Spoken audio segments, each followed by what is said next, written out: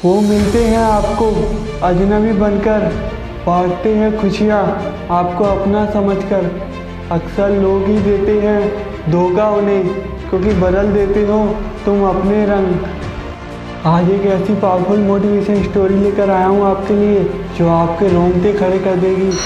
आज की स्टोरी एक अजनबी के बारे में है, जिसे घर से निकालने की साजिश रखते हैं। एंड तक बने रहना।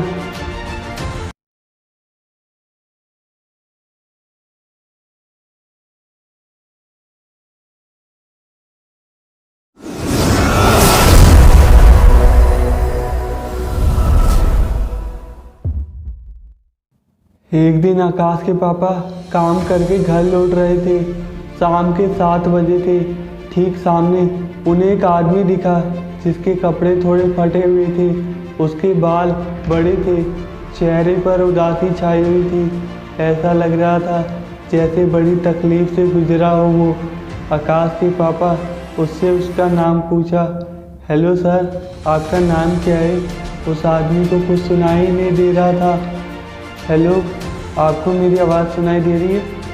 Hello sir. वो आदमी ज़रा सा रुका और पीछे देखने लगा। पीछे आकाश के पापा को देख के उनके पास गया और कहा, प्लीज़ मुझे घर जाना है, प्लीज़ मुझे घर ले चलो।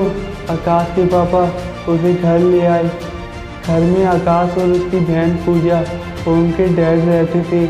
आकाश की माँ बचपन में कैंसर की वजह से इस दुनिया से चली गई। घर पहुँचने के बाद पूजा और आकाश एक्साइटेड होकर गेट खोला। ये दोनों पापा के आने का वेट कर रहे थे, लेकिन गेट खोलने के बाद सामने एक आदमी पापा के साथ खड़ा हुआ था। उसके बाल चेहरे पर आ रहे थे और ऐसा लग रहा था ये काफ़ी दिनों से नहाया नहीं था। उस आदमी को देखकर दोनों डर ही गए और पूजा के मुंह से चीख निकली। ऐसा लग रहा था जैसे सामने किसी भूत को देख लिया हो। पापा ने कहा, क्या हुआ, तुम इतने चिल्ला क्यों रही हो? ये मेरे साथ आया है। घर के अंदर आने के बाद वो आदमी सोफे पर बैठा। आकाश के पापा कपड़े बदल कर नीचे आए और उस अजनबी से बातें कर रहे। वो बताता है, मेरा नाम इरफान है और मैं कई दिनों से भूखा हूँ, प्लीज़ मुझे खाने को दे दो। ये सुनकर डैड खाना लगाते हैं। किचन में खाना सबके लिए रेडी करके लाने ही वाले थे, जब पूजा किचन में आई और पापा से कहने लगी, ये है कौन और आप इसे घर में क्यों लाए? पापा ने कहा, बेटा वो भूखा है, इतनी ठंड में बाहर कैसे रहेगा, इसलिए मैं इसे घर ले आया। पूजा कहती है, आप किसी अजनबी को घर कैसे ला सकते हो? पापा बस इतना ही कहते हैं, बेटा अजनबी कोई नहीं होता, सब अपने ही होते हैं, बस उन्हें दिल से समझिए, उनसे बात करें। और कहते हैं, अच्छा चलो तुम डाइनिंग टेबल पर बैठो, मैं डिनर लेकर आता हूँ। आकाश, पूजा और वो अजनबी तीनों डाइनिंग टेबल पर बैठे हुए थे। आकाश के पापा सबके लिए डिनर बना के लाए। वो अजनबी खाना खा रहा था और पापा भी। आकाश और पूजा दोनों उस आदमी को ही देखे जा रहे थे। जब पापा ने कहा, क्या हुआ बच्चों, खाना अच्छा नहीं बना? जब आकाश और पूजा पापा को देखते हैं, जब आकाश कहता है, नहीं पापा खाना बहुत अच्छा बना है। जब आकाश खाना खाने लगता है, पूजा भी खाना खा रही थी, लेकिन उसके मन में यही चल रहा था, मेरे सामने एक अजनबी खाना खा रहा है, मैं उसके साथ कैसे खा सकती हूँ। जब पूजा खाना छोड़ के डाइनिंग टेबल से उठकर कहती है, पापा मुझे भूख नहीं लगी, और अपने कमरे में चली जाती है। असल में पूजा और आकाश एक ही रूम में सोते हैं। रूम में 2 बेड थे। काफ़ी रात हो गई थी, करीबन 11 बजे। पूजा अपने बेड पर लेटी हुई आकाश से पूछती है, ये अजनबी हमारे घर में कब तक रहेगा? आकाश भी अपने बेड पर लेटे हुए कहता है, पता नहीं, पर मुझे नहीं लगता कि ये आदमी गंदा है या ये जानबूझकर कर रहा है। ये अच्छा आदमी लगता है और इसकी भी कोई मजबूरी होगी, इसलिए ये रोड पर भीख मांगते हैं। पूजा कहती है, मुझे इस आदमी के इरादे ठीक नहीं लगते, हम दोनों को इसे इस घर से बाहर निकालना होगा। जब भी आकाश कुछ नहीं बोलता, पूजा उसे देखती है। आकाश सो चुका था। थोड़ी देर में पूजा भी सो जाती है। अगले दिन सुबह पूजा और आकाश स्कूल जाने के लिए रेडी हो गए और दोनों नाश्ता करने डाइनिंग टेबल पर बैठ गए। लेकिन हैरानी की बात यह थी कि वो अजनबी डाइनिंग टेबल पर था ही नहीं। जब भी पूजा ने पापा से पूछा वो आदमी कहाँ गया, पापा ने बताया वो सुबह सुबह मॉर्निंग में कहीं चला गया, लेकिन जब मैं सो रहा था उठकर देखा तो वो घर में नहीं मिला। अब पूजा को ऐसा लग रहा था शायद वो चोर हो, ऐसे ही लोगों के घर में घुसकर चोरी करके निकल जाता हो। पूजा ने पापा को बताया। पापा को यकीन नहीं हो रहा था। घर का सामान चेक करने लगे, सारे पैसे और कुछ पूजा की मम्मी की ज्वेलरी सब सेफ था, घर में कुछ भी गायब नहीं था। तो वो हमारे घर में आया ही क्यों, ये सबके मन में एक बहुत बड़ा सवाल पैदा हो रखा था। थोड़ी देर में वही अजनबी घर वापस आया और कहने लगा भूख लगी है, भूख लगी है। आकाश के पापा तुरंत आए और उससे पूछने लगे कहाँ गए थे तुम, मगर ऐसा लग रहा था जैसे उसने कुछ सुना ही नहीं। सामने डाइनिंग टेबल पर खाना देखकर चेयर पर बैठ गया और नाश्ता करने लगा। बच्चों ने टाइम देखा तो वो स्कूल के लिए लेट होने वाले थे। आकाश के पापा ने उस आदमी से कहा तुम घर पर ही रहना। वो आदमी ने कहा हाँ। इतना कहकर वो खाना खाने लग गया। आकाश के पापा अपने दोनों बच्चों को गाड़ी से स्कूल छोड़ा, बाद में ऑफिस के लिए चले गए। वो अजनबी घर में अकेला था, लेकिन पूजा ने भी डिसाइड कर रखा था कि वो उसे उस घर से निकाल के रहेगी। शाम की करीबन 7 बजे आकाश के पापा घर आ चुके थे। पूजा ने उस आदमी को घर से निकालने के लिए प्लान बनाया। वो अजनबी काफ़ी हंसमुख था, हमेशा अपनी हरकतों से लोगों को हंसाता था, खुशियाँ बांटता था। पूजा ने एक दिन मौके का फ़ायदा उठाया। पापा ऑफिस में थे और आकाश अपने दोस्त के घर गया हुआ था। पूजा ने अपना प्लान आकाश को भी नहीं बताया था। वो अजनबी अपने रूम में सो रहा था और पूजा घर में अकेली थी। वो उसके रूम में गई। जब वो अजनबी की आंख खुली तो उसने सामने पूजा को देखा। पूजा उसके पास आई और उसके पास लेट गई। अजनबी को समझ नहीं आ रहा था कि ये कर क्या रही है। वो लड़की धीरे धीरे उस अजनबी से चिपक रही थी। तभी पापा ऑफिस से आ गए और बैग रखकर पानी पी रहे थे। वो अजनबी पूजा को कह रहा था ये क्या कर रही हो तुम, दूर रहो। पूजा उसके ऊपर लेट गई और उसके चेहरे पर हाथ फेरने लगी। अजनबी पूजा को दूर कर रहा था।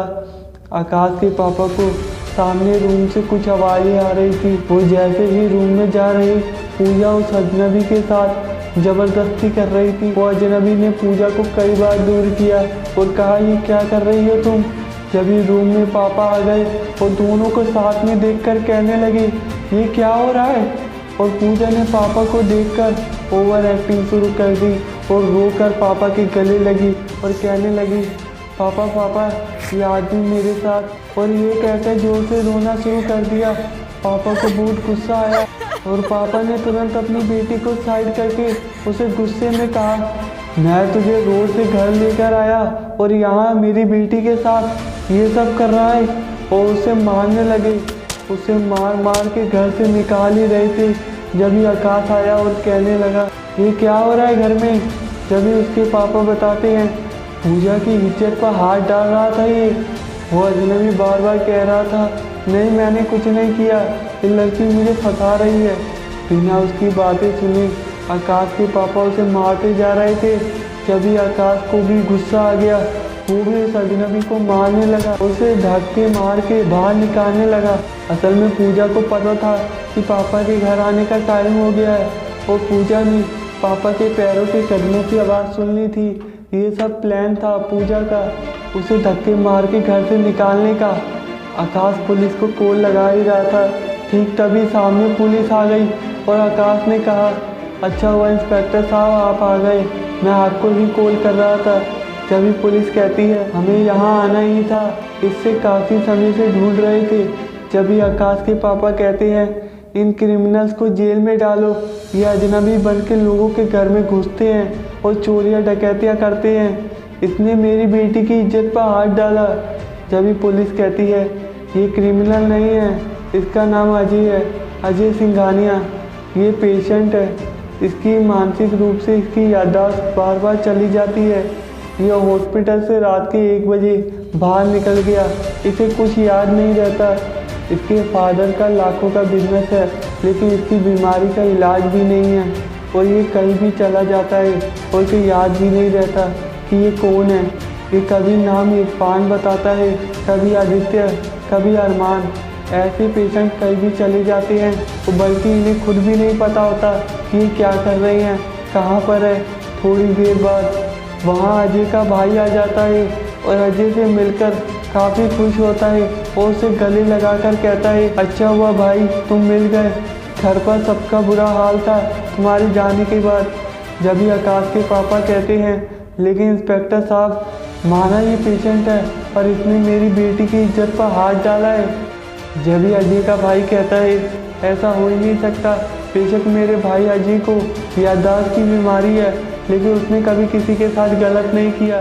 जब भी आकाश कहता है तो इसका ध्यान रखना चाहिए।